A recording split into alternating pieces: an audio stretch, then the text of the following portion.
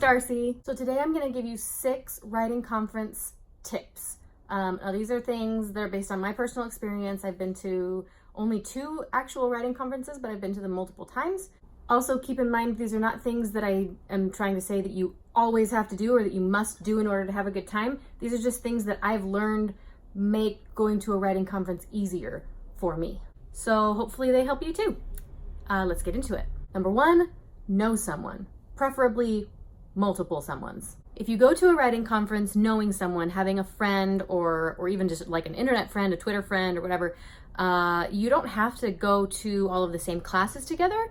In fact, splitting up can sometimes be beneficial because you can share notes. But it can help to have someone to kind of touch base with during meals or between classes, if you need some support or just need someone to talk to. It can just be super helpful to have someone there so that you don't feel completely lost. Number 2, plan ahead, but be flexible. Definitely look at the class schedule ahead of time and kind of make a plan for which ones you'd like to go to. But if you get there and you feel like you need to go to a different one or want to go to a different one or just hang out in the hallway to talk to someone that you just met, go for it. All I know is that good things do happen when you have a plan. So make a plan, but be ready for magic to happen. I know that sounds weird, but it's true. Number 3, dress confidently, but don't hurt yourself. For some people, confidence means wearing uncomfortable clothes that look fabulous.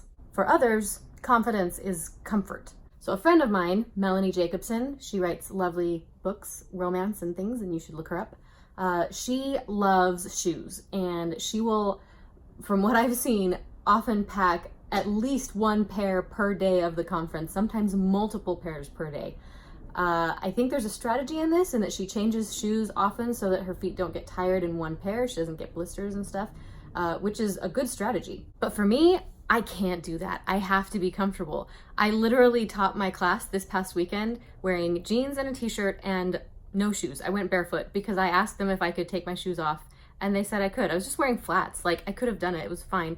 But I said, do you mind if I take my shoes off? And they were like, yeah, go for it. And that's how I was most comfortable. I actually, leading into that, I was talking with my friend Gina about whether I should go to my car to get, I have like a, like a blazer, like a business jacket kind of thing. And I was like, should I go and get it? Like, I'm not super comfortable in it, but it's more professional. And she goes, I can't remember exactly what she said, but she said something like, don't sacrifice your comfort for some false sense of like professionalism. And that hit me so hard in that moment. I was like, yes, of course. And that's part of the reason why I asked if I could take my shoes off, because I'm so much more comfortable barefoot. Number 4, bring snacks. Have a variety, some sweet, some savory. Protein bars don't taste great, to me at least, but they are great when you need a boost. Candy is also great. Chips, crackers, a soda as a backup. You get it. Number 5, use a comfortable bag with pockets. Especially if you're carrying your laptop around, those things get heavy. So as far as big stuff, only carry what you absolutely need. Your laptop, your charger, a notebook or 2, maybe. But for little stuff, I say cram as much as you can in there. So this was the one I took to Anwa this past weekend. So I have hand sanitizer, mints, painkillers, chapsticks, multiple. What else? Lots of pens, which I'm not going to pull out. Business cards, flossers, convenient, a Sharpie, my computer doohickey thingy, Band-Aids, also your supplements. Whatever you take to help you feel uplifted or better, your medications, make sure you carry those. You get the idea.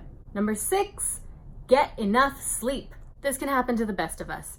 I've actually never stayed at the hotel where a conference is being held, but I've heard that it's a problem there. Because if you're surrounded by people who are attending the conference, then you want to stay up and talk to them and hang out and have a great time. I've also had the problem where I'm staying with friends and they ask me about the conference, or we haven't seen each other in a long time and we want to stay up and talk, and it's go to sleep. This past weekend for the Anwa conference, I was able to go to the conference during the day and come home at night, sleep in my own bed. And I made sure, I made a concerted effort to be home by 10:30 every night. And luckily, my whole family was already asleep. So I just went to sleep and I got a full night of sleep every night. And it was fantastic. You're gonna get so much more out of your classes, your interactions, etc.